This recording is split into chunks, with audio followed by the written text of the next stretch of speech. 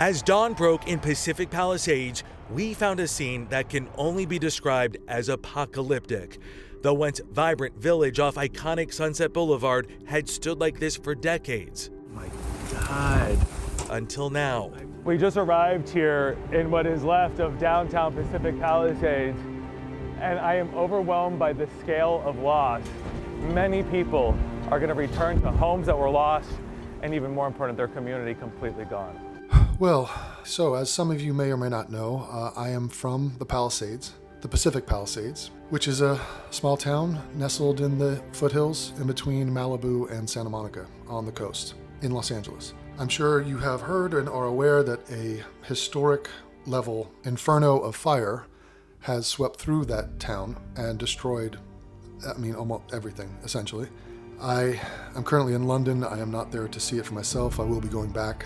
We've had fires in the past, many of them, but it's usually the brush, and the firefighters do a hell of a job in combating those fires and preventing them from taking houses. This one, the wind, gusting, hurricane force, winds up to 100 miles an hour, the embers flying everywhere. It was just relentless, and it came fast and furious. My parents evacuated early. They took a laptop, my dad took a guitar and their medicine and basically left. And they're safe and they're fine. And I thank you guys for sending me messages of concern, because you put two and two together that that's where my family's from. And we sat in shock and sort of horror watching the footage come in and seeing the thing sweep across everything, taking out my high school, taking out a ton of schools, and then just taking out houses one after another. And then going through the village, when I saw the footage of the Starbucks that I go to just hollowed out and destroyed, and then everything on that city block, multiple city blocks, just Nagasaki'd into unrecognizable ruins, smoldering. It was bizarre. It can't be real. If you're not there to see it, to smell the smoke, to feel the fire, it just feels like this can't be happening. But apparently it has happened. And we had hoped, because we were looking at 3D maps, and our house is here, this blue dot, and the fires had surrounded us, and it had sparked up in the canyon right next to where we live, and was burning through that canyon. But the winds were swirling and were heading in all different directions, and from the looks of the map, it looked like our block was safe. And then reports came in as time went on, some people down on the ground at the scene, and they were just like, everything's gone. Our block, it went house to house, and your house, our family home has been destroyed, and it's no more. Obviously, it's way more than a house. It was our home, our rock, our stability, our security, our legacy, our everything. It was our entire lives were spent in that house and connected to it. It had so many pictures and artifacts and art and musical instruments and tools. And my dad bought it in 1976 for $125,000, I believe, which was a lot back then. The community got more upscale as time went on, but back then it was just a single story house, quite humble and quaint. My dad built a second story when he got remarried and brought some new kids into the scene. He did that with his own hands. Bon voyage. Thanks, Dad. Love you. Love you. He then, years later, built a yoga studio for his wife, my stepmother, Susan, and she teaches yoga there, or used to until yesterday. And my dad would help her. He gets all the tech stuff set up, then he plays music for the yoga people as we rest, as the class winds down. And they would hold gatherings there. They call them salons. This was a years-long project to build this yoga studio in the backyard, like the permits and the regulations, and it was just insane. He just had the place fumigated. He just repaired a leaky roof that had been there for years, cost him a ton of money. He just put in solar paneling, was super proud of it. This house has been their oasis, their, I almost want to say friend. It's like, it is a sacred thing to spend your life in a singular place. It's really hard to fathom it being erased and evaporated, and then just for no reason, aside from freak weather and just physics and wind. And this has happened to so many people. The community is completely ravaged. It's a nightmare, basically, like a total nightmare. And I have no idea what they're going to do, what they're going to decide to do. I know that I feel powerless and totally helpless to prevent this, to stop this. And now in the aftermath, I am just primarily worried about their well-being and safety and how they're going to go from here, because all of their stuff is gone.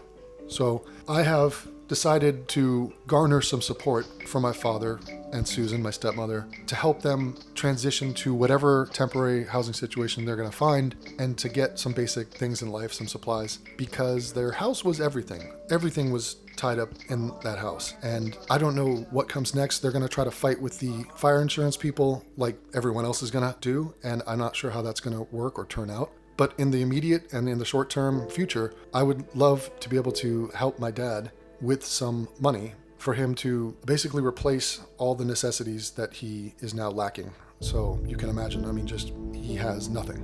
He's doing his best to put a happy face on this or be positive and be strong. He has a song of his that one of the lyrics is, "Bad things can happen to good people."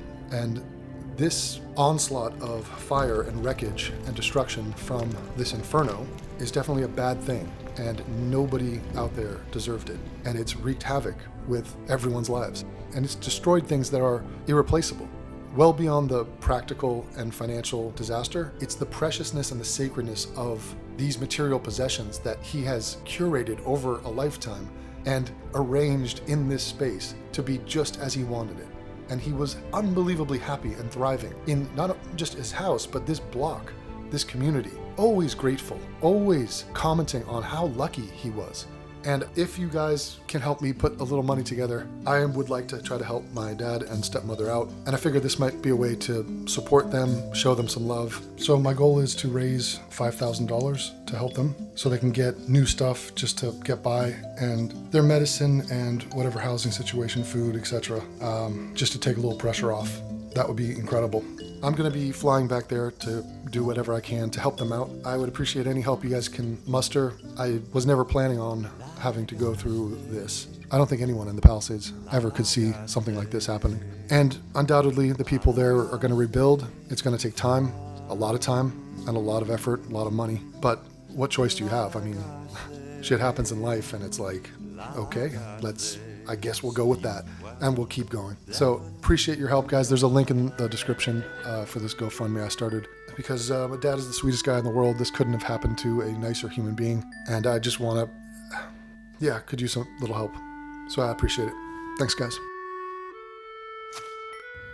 And that is the end of that story.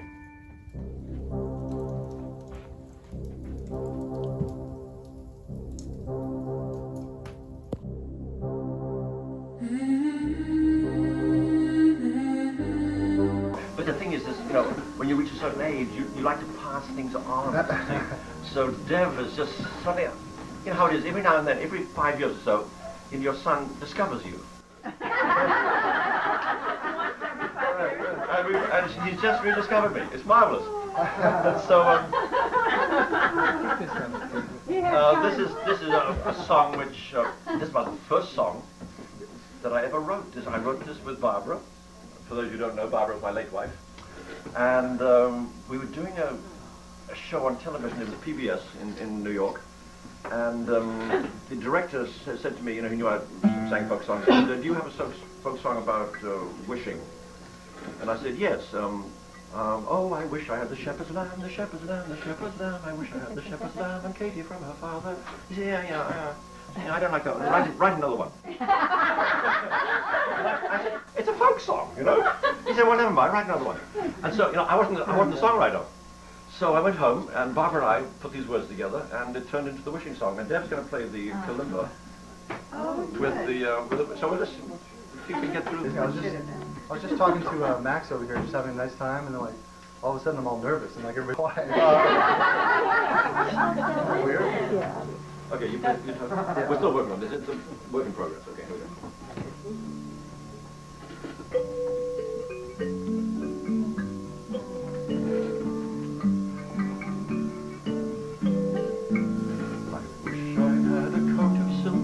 Color of the sky. I wish I had a lady fair as any butterfly. I wish I had a house of stone that looked down on the sea. I wish I had a house of stone that looked down on the sea. I wish I had a house of stone that looked down on the sea. But most of all, I wish that I was someone else but me.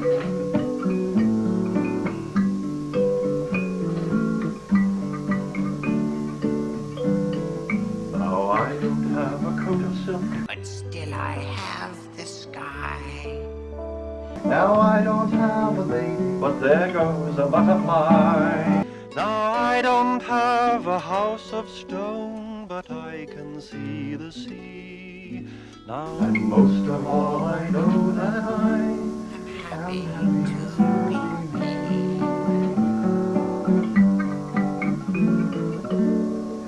I'm happy to be me.